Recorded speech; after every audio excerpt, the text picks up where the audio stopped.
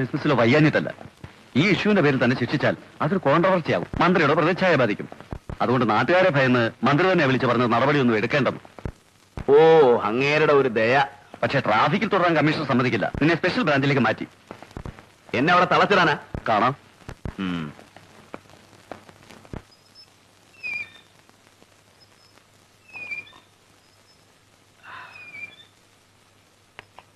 നിങ്ങളുടെ dance class നിർത്തിയത് ഞാനിവിടെ ഉള്ളത് കൊണ്ടാണ്. ഉള്ള വരുമാനവും പോയല്ലേ? സാരമില്ല, പണക്കാരുടെ ആയുധമായിട്ടാ ഞാനിവിടെ ജീവിക്കുന്നത്. പണം എനിക്കൊരു പ്രശ്നമല്ല. നിങ്ങളെ ഞാൻ സഹായിക്കാം. വേണ്ട, നിങ്ങളോട് ഒരു സഹായമേ ഞാൻ ആവശ്യപ്പെട്ടുള്ളൂ, അത് മതി. രാധയുടെ ഈ തന്റെ ഇടം ഐ അപ്രീഷിയേറ്റ്. ഞാനൊരു ആന്റി ഹീറോ ആണെങ്കിലും എന്നെ ആരാധിക്കുന്ന എത്രയോ പെൺകുട്ടികളുണ്ട്. പക്ഷേ ചുണയുള്ള പെൺകുട്ടികളോടാണ് എനിക്കിഷ്ടം, രാധയെ പോലെ. പറയട്ടെ, കൈവിട്. ജയിലിലെ ഇരുമ്പഴി വളയ്ക്കുന്ന ഈ കയ്യിൽ നിന്ന് കുതറി മാറാൻ പറ്റില്ല. എടോ, ഞാനൊന്ന് ഉറക്ക കരഞ്ഞാൽ നീ ആ ഇരുമ്പഴിക്കുള്ളിലാകും. അടുത്ത വീട് പോലീസ് ഓഫീസറുടേതാണെന്ന് ഓർത്തു.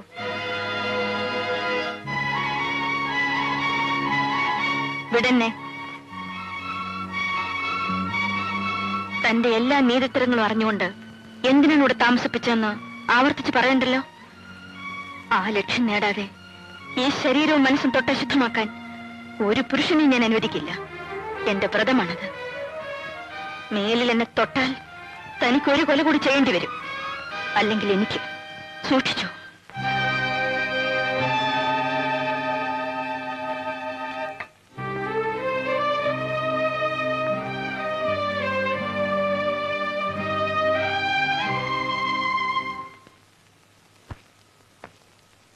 എന്താ സാർ, അന്ന് ഞാൻ ഏൽപ്പിച്ച ഫയലുകൾ? ഏത് ഫയൽ? സിമന്റ് ഇടപാടിന്റെ. Oh, mister Balram, as a circle inspector you have done your duty. മേലുദ്യോഗസ്ഥനായ എന്നെ അത് ഏൽപ്പിച്ചതോടുകൂടി നിങ്ങളുടെ ചുമതല തീർന്നു. സാർ, ചാക്കോച്ചന്റെ കൊലപാതകവുമായി ആ records, further actions. Why are you so inquisitive mister? ഞാൻ ആ ഫയൽ CBIക്ക് വിട്ടപ്പോയിരിക്കാണ്. മേലെ താനെ കുറിച്ച് അന്വേഷിക്കണ്ട. സാർ, അപ്പൊ CBIക്ക് സാറ്? എന്താ എനിക്ക് സംശയം? No more questions. Mind your own business. You may please go. What do you want? Excuse us, mister Kumar, we are from CBI. ഇതാ നിങ്ങളുടെ സസ്പെൻഷൻ ഓർഡർ. അതെ, സാറിന്റെ കയ്യിൽ ആ ഫയലുകൾ ഏൽപ്പിക്കുന്നതിന് മുമ്പ് അതിന്റെ ഫോട്ടോസ്റ്റാറ്റ് കോപ്പി ഞാൻ മുകളിലേക്ക് അയച്ചിരുന്നു. ഇത്രയും നാൾ സാർ എന്തെങ്കിലും ആക്ഷൻ എടുക്കുന്നു കരുതി ഞാൻ കാത്തിരുന്നു. ഇപ്പൊ ബോധ്യമായി സാറും ആ കൂട്ടത്തിൽപ്പെട്ടതാണെന്ന്. Mister Kumar, you are under arrest.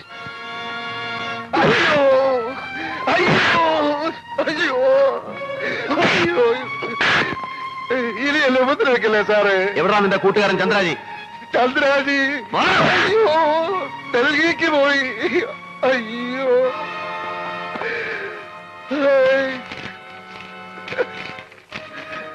എന്താണ് സാർ? Release Vincent immediately. ജാമ്യത്തിലാണ് സാർ? ചോദിക്കാൻ അധികാരമില്ലല്ലോ, വിടാനല്ലേ ഓർഡർ. Wireless message. അയ്യോ, എന്തിനാ നിങ്ങൾ ഇങ്ങോട്ട് വന്നത്? നിന്നെ കാണാനല്ല, ജയ്ഷാമനോടല്ലേ? ഉണ്ടെങ്കിൽ നിങ്ങൾക്ക് അവനെ കാണാൻ ഒക്കില്ല. എന്താ പറഞ്ഞത്? മിസ്റ്റർ, ഇടിയെന്നൊന്നും വിളിച്ചേക്കരുത്. I have had enough. നിങ്ങളുടെ ആട്ടും തുപ്പും കുറെ സഹിച്ചില്ലേ? ഇനി അതിന് എന്നെ കിട്ടില്ല. വരാം. നിന്റെ ഈ വിസ്താരമൊന്നും എനിക്ക് കേൾക്കണ്ട. ജയ്ഷാമനോടെ എനിക്ക് എന്റെ മോനെ കാണണം. നിങ്ങളുടെ മകനോ? ഞാൻ ആ പോലീസ് ഇൻസ്പെക്ടറുടെ ഇഷ്ടക്കാരിയും വെപ്പാട്ടിയാണെന്നല്ലേ നിങ്ങൾ വിളിച്ച് പറയാറ്? ഇനി ഞാൻ നിഷേധിക്കുന്നില്ല. കല്യാണത്തിന് മുൻപും പിൻപും ഞാൻ അയാളോടൊപ്പം കഴിഞ്ഞിട്ടുണ്ട്. അന്തി ഉറങ്ങിയിട്ടുണ്ട്. ഉഷേ, ഇല്ലെന്ന് തെളിയിക്കാമോ?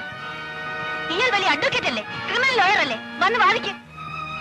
അവിടെ ഞാൻ വിളിച്ചു പറയും എന്റെ മകന്റെ അച്ഛൻ ഈ വക്കീലല്ല, ആ പോലീസ് ഇൻസ്പെക്ടർ ആണെന്ന്. മോളെ ഉഷേ, എന്നെ അവമാനിച്ചാൽ നിന്നെ ഞാൻ... മനസ്സ് ശരീരവും മരവിച്ച എന്നെ ഇയാൾക്കിനി ഒന്നും ചെയ്യാൻ ഒക്കില്ല. പോണം മിസ്റ്റർ. പോയാലും ഞാൻ തിരിച്ചു വരും. നീ കണ്ടോ? ജയൻ, എന്താടി നീ പറഞ്ഞത്? ഞാൻ ഒരു തെറ്റും ചെയ്തില്ല അച്ഛാ. എന്നിട്ടും ഏതെല്ലാം തരത്തിൽ അയാൾ എന്നെ ദ്രോഹിച്ചെന്ന് എന്റെ അച്ഛൻ അറിയില്ല. എന്നോട് ചെയ്ത ക്രൂരതയ്ക്ക് പകരം അയാളുടെ കുഞ്ഞിന്റെ അച്ഛൻ മറ്റൊരാളാണെന്ന് ഞാൻ പറഞ്ഞത്. എന്നോട് ക്ഷമിക്കൂ അച്ഛാ. അതൊന്നും ഞങ്ങൾക്കറിയില്ല. കോഴിക്കോട് സ്പെഷ്യൽ ബ്രാഞ്ചിൽ നിന്നാണ് സാർ വന്നിരിക്കുന്നത്. നിങ്ങളെ കസ്റ്റഡിയിൽ എടുക്കാൻ. എന്നെ എന്തിന് കസ്റ്റഡിയിൽ? അറസ്റ്റ് വാറന്റാണ്. നോക്കണം. ഇന്നലെ വൈകിട്ട് ഇയാൾ തിരുവനന്തപുരത്തേക്ക് പോന്നു എന്ന് കേട്ടു. ഒളിച്ചോളിയാണെങ്കിൽ തടയാൻ. കൈയിടണം. ബാലു, എന്താ ഇത്? മകളുടെ ഭർത്താവിനെ അറസ്റ്റ് ചെയ്യാം. കൊലപാതകമടക്കം മറ്റു പല കേസുകൾക്കുമായി.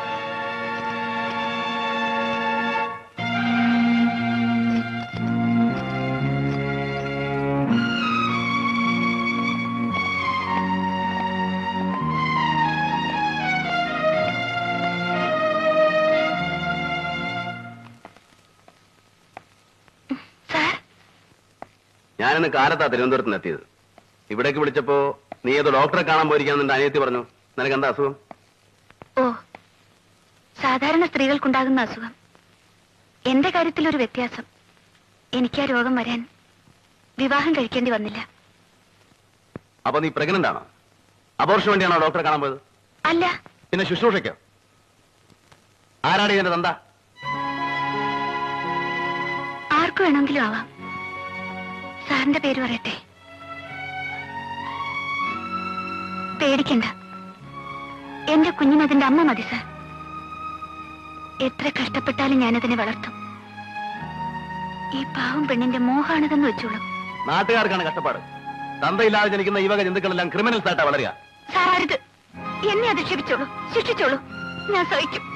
ഈ പറയുന്നത് ഞാൻ സഹിക്കില്ല. കണ്ടവന്റെ ഗർഭം താങ്ങി നടക്കുന്ന നിന്നെ എനിക്കും വയ്യടി സഹിക്കാൻ.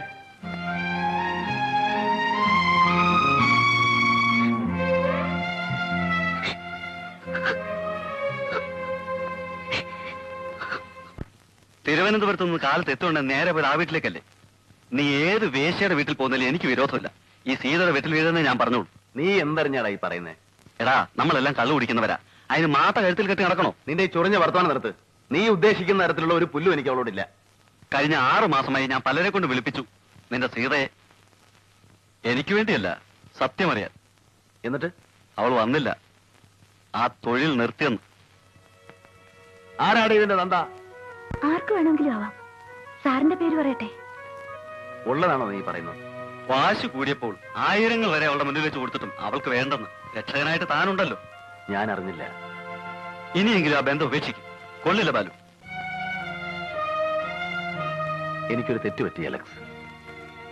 ഞാൻ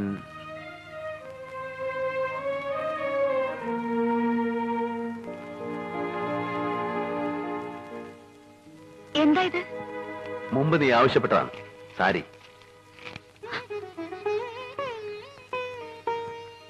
അന്ന് സാറ് പറഞ്ഞത് എനിക്ക് ഓർമ്മയുണ്ട്. ഇത് പുടവയല്ലേ? എനിക്കിത് വാങ്ങിക്കാൻ അർഹതയില്ലല്ലോ സാർ.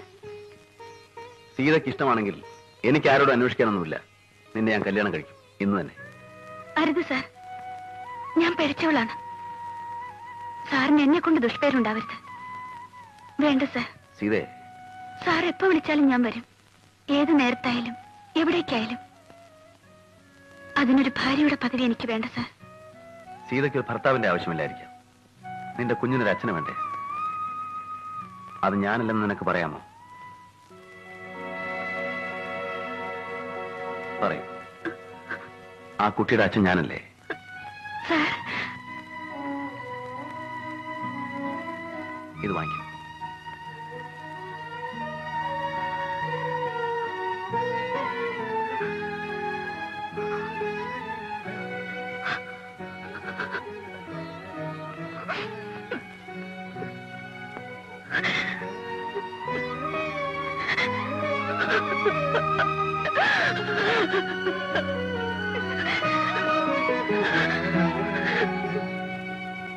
ജ്യോതി, എനിക്ക് എന്റെ ചേച്ചി ഒന്ന് കാണണം. ബെന്നിക്ക് ഏതാ ചേച്ചി? ഉണ്ണികൃഷ്ണന്റെ ചേച്ചി, എന്റെ രാധ ചേച്ചി. നീ ഇല്ലത്ത് പോയി പറയണം. പറയാം.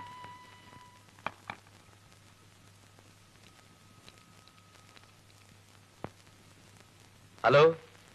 ആ, നിങ്ങൾ എവിടെയായിരുന്നു? ഒരു കേസിൽ പെട്ടുപോയി. ഞാൻ ജാമ്യത്തിൽ ഇറങ്ങിയതാണ്. പ്ലാനിലൊന്നും മാറ്റമില്ല. കൃത്യം 4 മണിക്ക് ആംബുലൻസ് വാൻ അവിടെ എത്തും. ഉണ്ടെന്നേ, സത്യരായന്റെ പാസ്പോർട്ടും ടിക്കറ്റും എല്ലാം എന്റെ കയ്യിലുണ്ട്. എനിക്കത് കാണണം, അല്ലാതെ ഞാൻ വിശ്വസിക്കില്ല.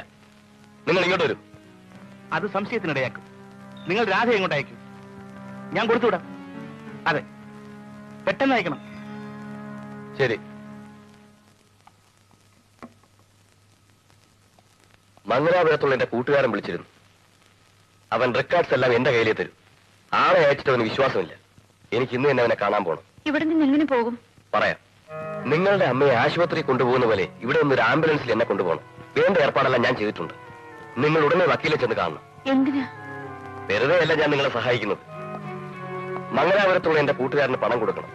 അത് വക്കീൽ തരാമെന്ന് ഏറ്റിട്ടുണ്ട്. നിങ്ങൾ വേഗം പോയി അത് വാങ്ങിച്ചുകൊണ്ട് വരും.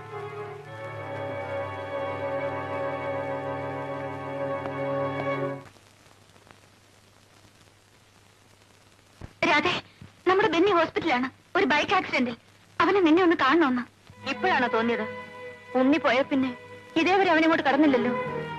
എന്താണ് അവിടെ നടന്നെന്നറിയാൻ ഒരു നോക്ക് കണ്ടു ചോദിക്കാൻ ആശിച്ചോളാം ഞാൻ. ഇനി എനിക്ക് അവനെ കാണണ്ട. ചേച്ചി അങ്ങനെ പറയരുത്. വരൂ. കൂട്ടം കൂടി നടന്ന അവൻ കാരണമാണ് എന്റെ ഉണ്ണി പോയത്. ഞാൻ വരില്ല. നിന്റെ വേദന എനിക്കറിയാൻ രാധേ. എന്നാൽ ഇപ്പോൾ മരണം കാത്തു കിടക്കുന്ന ഒരു കുട്ടിയോട് ഇനിയും വിരോധം വെച്ചിരുന്നിട്ട് കാര്യമില്ലല്ലോ. അത്ര അധികമാണോ ബെന്നിക്ക്? അത് ചേച്ചി, ചിലപ്പോ. വരൂ രാധേ. എവിടെയാണവൻ?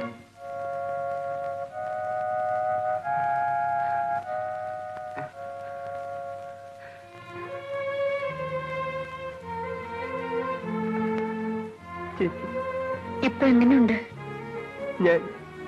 ഞാൻ ജീവിക്കില്ല. ബെന്നി, മരിക്കുന്നതിന് മുമ്പ് എനിക്ക് ചേച്ചി ഒരു സത്യം അറിയിക്കാനുണ്ട്. അതിനെ കാണണമെന്ന് പറഞ്ഞത്. ചേച്ചിയുടെ അനിയൻ ഉണ്ണിയെ കൊന്നത് ചേച്ചി എന്റെ ഡാഡിയാണ്. എന്താ പറഞ്ഞത്? അത് ചേച്ചി, ഞാൻ മുഴുവൻ പറയാം. ഉണ്ണിയെ എന്നെയും ഒരുമിച്ചാണ് പോലീസ് കസ്റ്റഡിയിലെടുത്തത്. ലോക്കപ്പിൽ ഞങ്ങളുടെ കൂട്ടത്തിൽ ഒരാൾ കൂടി വന്നു.